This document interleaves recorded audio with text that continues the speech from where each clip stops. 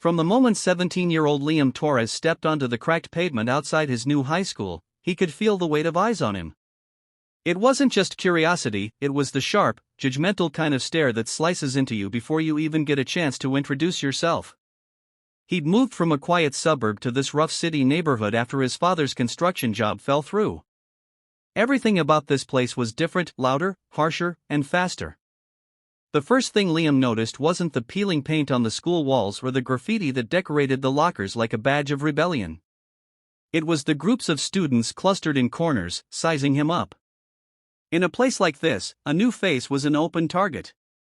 And Liam, with his lean frame, quiet eyes, and modest clothes, looked like an easy one. What no one knew, what Liam had no intention of bragging about, was that for the last 7 years, he'd trained almost every single day in mixed martial arts.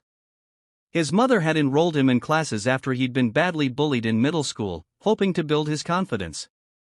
But Liam didn't just build confidence, he built discipline, resilience, and an instinct that could read danger before it struck. Still, fighting wasn't his thing. He didn't like to hurt people, he liked to protect them. But as his first day unfolded, it became clear that staying invisible in this school was going to be impossible. By lunchtime, Liam had already been shoved twice in the hallway by a tall boy in a Letterman jacket named Brad, the kind of guy who thought the world revolved around him. His friends, Marcus, a wiry kid with fast hands, and Troy, a thick-set linebacker type, laughed and hyped Brad up with every shove. "Careful, new kid," Brad sneered, "you're in my hallway now." Liam kept walking, ignoring the provocation. The last thing he wanted was to start his new school with a fight. But to a guy like Brad, ignoring him was an insult. And insults had to be punished. The real trouble started after school. Liam was walking toward the gates when he heard footsteps behind him. Turning, he saw Brad and his crew closing in. The crowd forming around them told Liam this wasn't just an intimidation, it was an ambush. "Where you headed, new boy?" Brad smirked, stepping into Liam's path. "We didn't finish our little welcome." Liam's jaw tightened.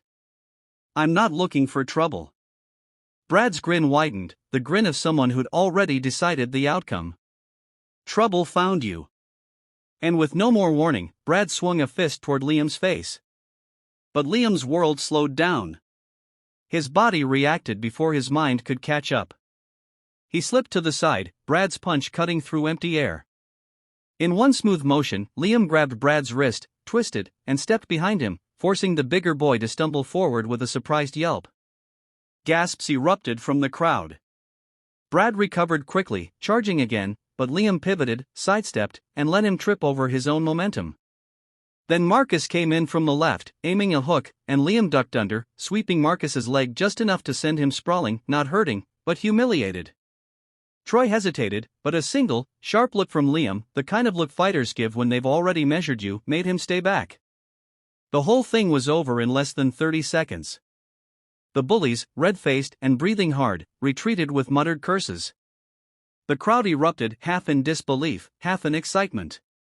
But for Liam, it wasn't a victory. He knew this wasn't the end, it was the beginning. Beating them in public had just made him a bigger target. The next few weeks were a battle of a different kind. Brad and his friends didn't attack him physically again right away, instead, they tried to break him socially. Whispers spread in the hallways. People avoided sitting with him at lunch, afraid of becoming targets themselves. Even teachers seemed wary, as if Liam was some dangerous troublemaker. For someone who'd always valued peace, the isolation was heavier than any fight. And then there was Sarah, a quiet girl from his math class who always sat at the back, drawing in her sketchbook. She was one of the few people who would make eye contact with him. One rainy afternoon, Liam saw Brad cornering Sarah outside the art room, mocking her drawings and holding them just out of her reach. Something inside him burned. This wasn't about him anymore, this was about someone who couldn't fight back. He stepped in without hesitation. "Give it back." Brad smirked. "Or what? You'll embarrass me again?" Liam didn't flinch. "No. I'll end it." The tension was electric. Brad glanced at his friends, gauging their reaction. But this time, he handed the drawing back and walked away. The crowd that had gathered was smaller than before, but their expressions were different, curious, maybe even respectful. That was the turning point. Sarah started sitting with Liam at lunch. A few others joined them. Slowly, people began to see that he wasn't dangerous, he was protective. His MMA skills weren't for show, they were a shield. Months later, Brad approached Liam again, but this time, without his usual swagger. "Look. I was a jerk. I heard you train. Can you teach me?" Liam studied him for a long moment, then nodded. "Only if you promise one thing: you use it to protect, never to hurt." Brad agreed. And that was how the school's unofficial MMA club started, with former enemies training side by side. The message was clear: strength isn't about dominating others, it's about protecting those who can't protect themselves. Liam's quiet resilience changed not just his own life, but the culture of the school. If you're watching this right now, remember, kindness and courage are a powerful combination. Never underestimate the quiet ones, because sometimes they're the strongest people you'll ever meet.